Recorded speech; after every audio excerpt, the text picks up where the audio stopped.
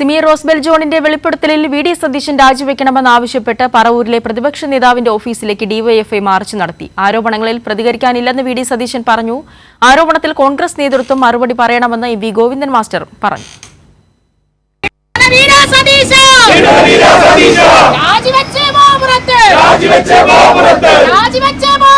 V D സതീശനെതിരെ ഗുരുതര ആരോപണങ്ങളാണ് കോൺഗ്രസ് വനിതാ നേതാവായിരുന്ന Simi Rosebell ആരോപിച്ചത്.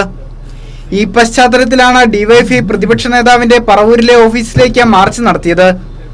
March police barricade ഉപയോഗിച്ച് തടഞ്ഞു. വി ഡി സതീശൻ രാജിവെച്ചില്ലെങ്കിൽ സമരം ശക്തമാക്കുമെന്ന് ഡിവൈഎഫ്ഐ ജില്ലാ സെക്രട്ടറി AR രഞ്ജിത്ത് പറഞ്ഞു. തുടർച്ചയായിട്ടുള്ള ആരോപണങ്ങളാണ് ഈ വി ഡി സതീശനെതിരെ ഈ നാടിനകത്ത് ഉയർന്നുകൊണ്ടിരിക്കുന്നത്. ഇത്തരത്തിലുള്ള ഒരു പ്രതിപക്ഷ നേതാവിനെ അംഗീകരിച്ചുകൊണ്ട് ഈ നാടിനെ എങ്ങനെ മുമ്പോട്ട് പോകാൻ കഴിയുമെന്നുള്ളതാണ് ഞങ്ങൾ ചോദിക്കുന്നത്. വി ഡി സതീശൻ അടിയന്തരമായി തന്നെ ഈ പ്രതിപക്ഷ നേതാവ് സ്ഥാനം രാജിവെച്ചുകൊണ്ട് ഈ ജനങ്ങളുടെ മുന്നിൽ ഇറങ്ങി നിൽക്കണമെന്നുള്ളതാണ് ഞങ്ങൾക്ക് പറയാനുള്ളത്.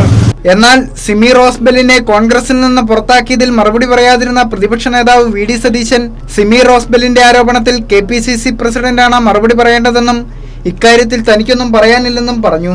നിങ്ങൾ ഇതിന്റെ അകത്ത് ഒരു വെള്ളം ചേർക്കണ്ട, ഈ വിഷയത്തിൽ വെള്ളം ചേർക്കാൻ വേണ്ടിയിട്ട് ഒരു ശ്രമവും നടത്തണ്ട.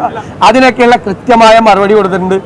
ഞാനല്ലല്ലോ നടപടി എടുത്ത KPCC പ്രസിഡന്റ് അവിടെ ചോദിച്ചത്. സിമി റോസ്ബെല്ലിന്റെ ആരോപണത്തിൽ കോൺഗ്രസ് നേതൃത്വം മറുപടി പറയണമെന്ന് എം വി ഗോവിന്ദൻ മാസ്റ്റർ പറഞ്ഞു. ആരോപണം ഉന്നയിച്ചയാളെ കോൺഗ്രസ് പുറത്താക്കുകയാണ് ചെയ്തതെന്നും ഗോവിന്ദൻ മാസ്റ്റർ പറഞ്ഞു. അവർ ഉന്നയിച്ച കാര്യം പത്രത്തിലൊക്കെ ഇന്ന് വന്നിട്ടുണ്ട്, വാർത്ത വന്നിട്ടുണ്ട്. അന്നേരം കോൺഗ്രസ്സാണ് മറുപടി പറയേണ്ടത്.